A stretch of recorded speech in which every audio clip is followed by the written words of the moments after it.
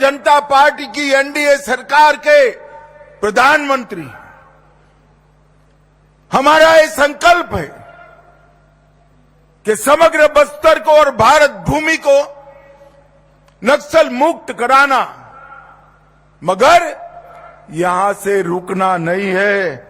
मैं आज आप सब लोगों के सामने कहकर जाता हूं, कांकेर, कोंडागांव, बस्तर, सुकमा, बीजापुर, नारायणगढ़, नारायणपुर और दंतेवाड़ा, ये 7 जिलों का संभाग बस्तर 2030 दिसंबर तक देश का सबसे विकसित आदिवासी जिले बनेंगे तो मेरा बस्तर बनेगा। बस्तर के हर व्यक्ति को रहने के लिए घर, घर में बिजली, शौचालय, पीने का पानी नल से, गैस का सिलेंडर, 5 किलो अनाज और 5 लाख तक का मुफ्त इलाज बस्तर के 7 जिलों के घर घर में पहुंचाने का संकल्प ये भारतीय जनता पार्टी का संकल्प।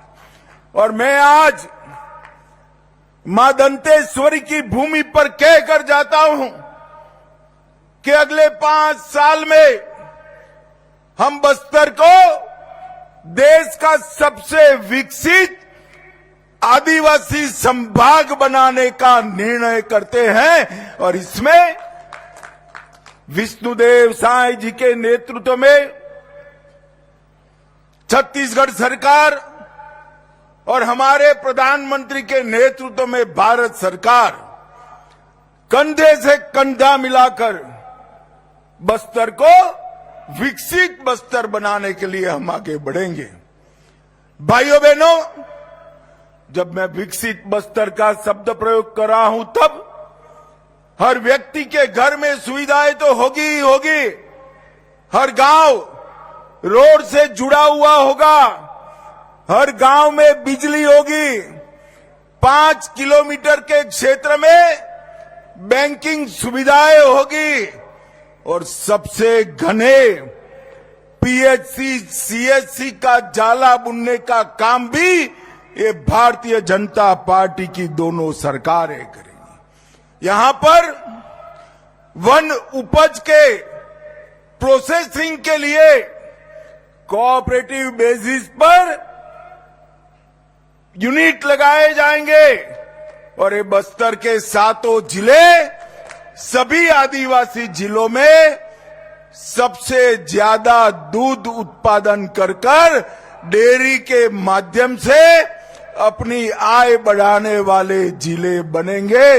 इसका मैं आज सबको विश्वास दिलाना चाहता हूं। बस्तर के अंदर नई इंडस्ट्री, उच्च शिक्षा की व्यवस्थाएं, भारत में सबसे अच्छी स्पोर्ट्स संकुल और जितनी भी जरूरत है इतनी अस्पताल की व्यवस्था भी करेंगे।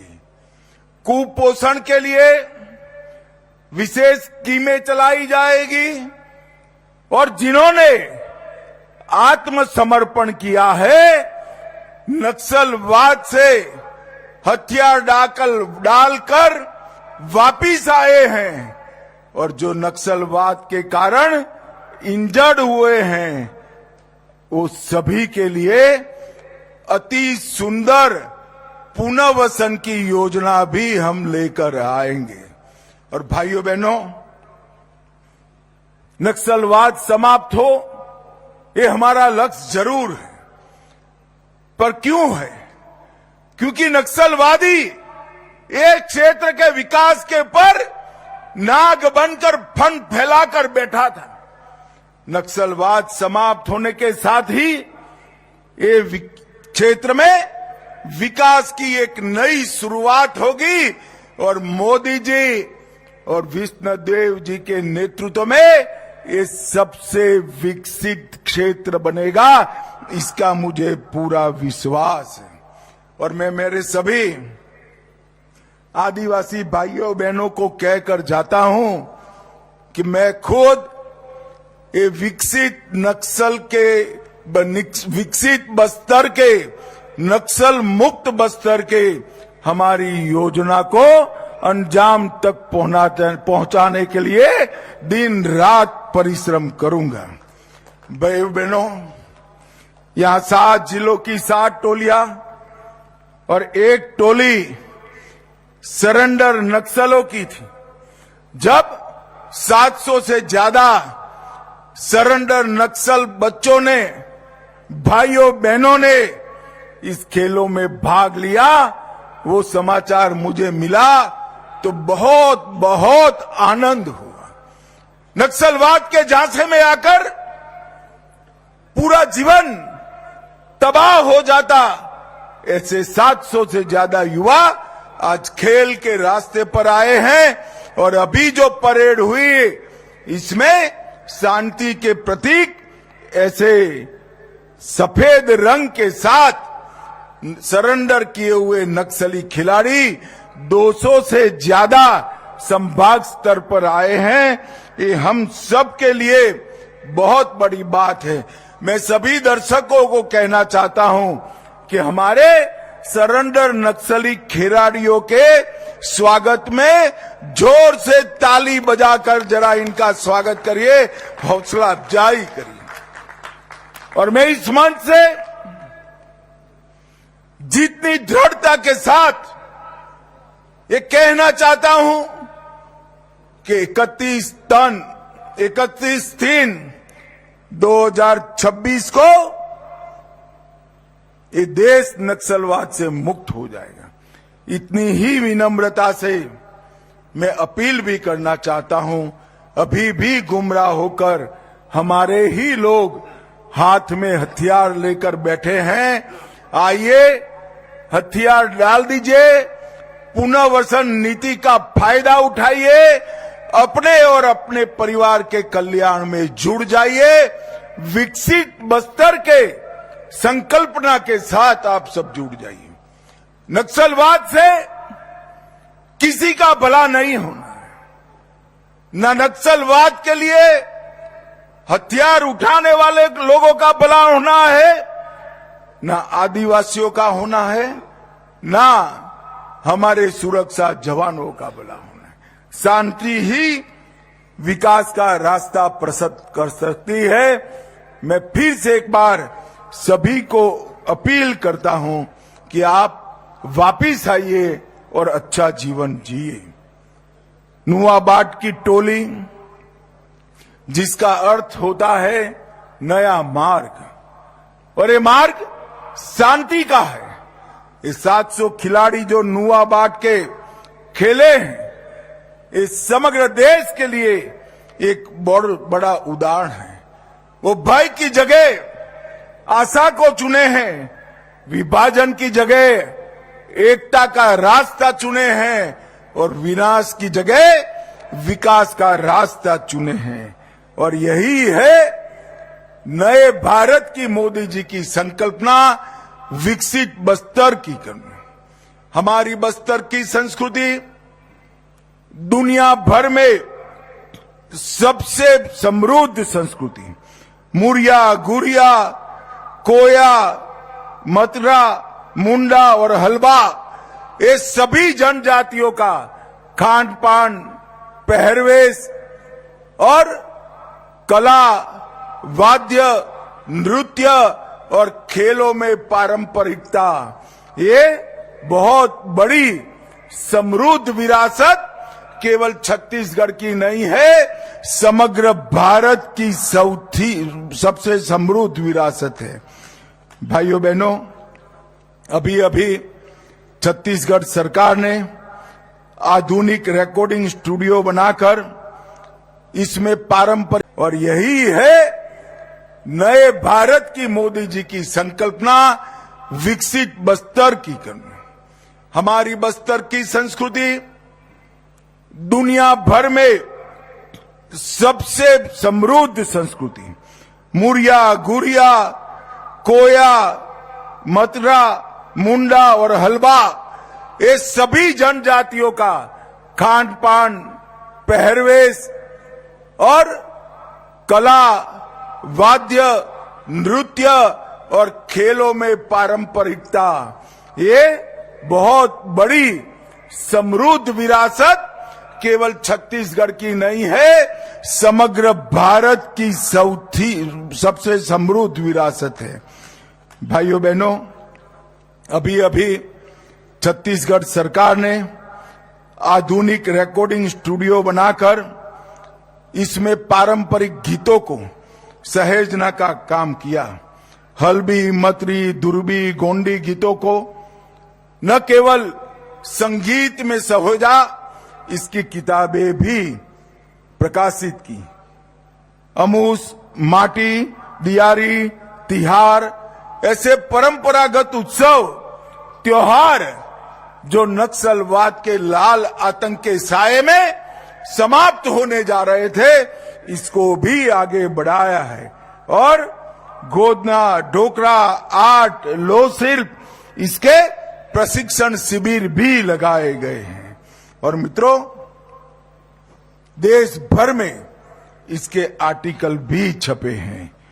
आज जो खिलाड़ी यहां खेले हैं, उनको मैं ये कहना चाहता हूं, आज यहां पर बस्तर ओलंपिक 2025 में आपकी प्रतिभाओं को पहचानने के लिए स्पोर्ट्स अथॉरिटी ऑफ इंडिया से अधिकारियों की एक टीम आई है। आपकी प्रतिभाओं को पहचानकर आने वाले कॉमनवेल्थ और 36 में भारत में होने वाले ओलंपिक में मेरे बस्तर के खिलाड़ी खिले, वहां तक ले जाने की व्यवस्था हमारी सरकार ने की है। और जो आंकड़े आए हैं, अभी अभी मुख्यमंत्री जी ने बताया, गत साल 1,65,000 खिलाड़ी खिले थे, इस बार 3,91,000 खिलाड़ियों ने हिस्सा लिया है। 2.5 गुना वृद्धि हुई है। और बहनों में लगभग 3 गुना वृद्धि हुई है। हमारी महिला खिलाड़ियों के लिए पूरा मैदान तालियों से गूंजना चाहिए। भाइयों से बच्चियों ने ज्यादा खेला है। और भाइयों बहनों, मैं आज आपको कहना आया हूं, ये आपका उत्साह आगे आने वाले दिनों में, चाहे बीजापुर हो, सुकमा हो, कांकेर हो, वहां 5 गुना से 7 गुना ज्यादा बच्चियों ने खेल में भाग लिया है। पहले जोन स्तर पर, फिर विकास खंड स्तर पर, फिर जिला स्तर पर और संभाग स्तर पर तीरंदाजी, athletic, kabaddi, badminton, football, hockey, karate, weight lifting, kho kho, volleyball, रस्साकशी, इसमें आप सबने हिस्सा भी लिया है और इनाम भी जीता है। और इसीलिए मोदी जी ने खेलो इंडिया ट्राइबल गेम के लिए हमारे छत्तीसगढ़ को चुना है। पूरे देश भर के ट्राइबल यहां खेलने आने वाले हैं। भाइयों बहनों, ये सब इसलिए संभव है कि क्षेत्र नक्सल मुक्त हो रहा है, बस्तर बदल रहा है। और जब 2026 में फिर से ओलंपिक होगी, तब हम आतंकवाद मुक्त बस्तर में 26 का ओलंपिक करेंगे। बस्तर अब भय नहीं, भविष्य का परियार बन चुका है। गोलियों की गूंज जहां पर थी, वहां स्कूल की घंटियां बज रही है। सड़क बनाना जहां स्वप्न था, वहां रेल और राजमार्ग बिछाए जा रहे हैं। और जहां पर लाल सलाम के नारे लगते थे, वहां भारत माता की जय के नारे लगे हैं। ये बहुत बड़ी बात है। मित्रों, हम सब विकसित बक्सर के लिए संकल्पित हैं। भाइयों बहनों, ये जो अभियान चला, इसमें छत्तीसगढ़ सरकार और भारत सरकार ने केवल हथियारी लोगों के साथ मुठभेड़ होती है, इनको मारना ही लक्ष्य नहीं रखा था। 2000 से ज्यादा नक्सली युवा सरेंडर करे हैं। और मैं आज ये कहना चाहता हूं कि हमारे आदिवासी समाज के प्रमुखों ने इसमें बहुत बड़ा योगदान दिया है। इनका मार्गदर्शन नक्सली युवाओं को ढाढ़स भी बंधाया है, हिम्मत भी दी है, और राज्य सरकार भी आगे बढ़ी है। मैं आज सभी समाज के प्रमुख और समाज सेवकों को भी अपील करता हूं, जो लोग आज भी हथियार हाथ में लिए घूमते हैं, इनको समझाकर मुख्य धारा में वापस लाने का काम करिए। आज यहां पर अंत में कुछ खेल की फाइनल भी होगी, परंतु पूरे ओलंपिक में जो सभी खिलाड़ी खेले हैं वो सभी अभिनंदन के अधिकारी है। हारने वालों को 26 में जीतने की शुभकामना, और जीतने वालों को मेरी बहुत बहुत बधाई।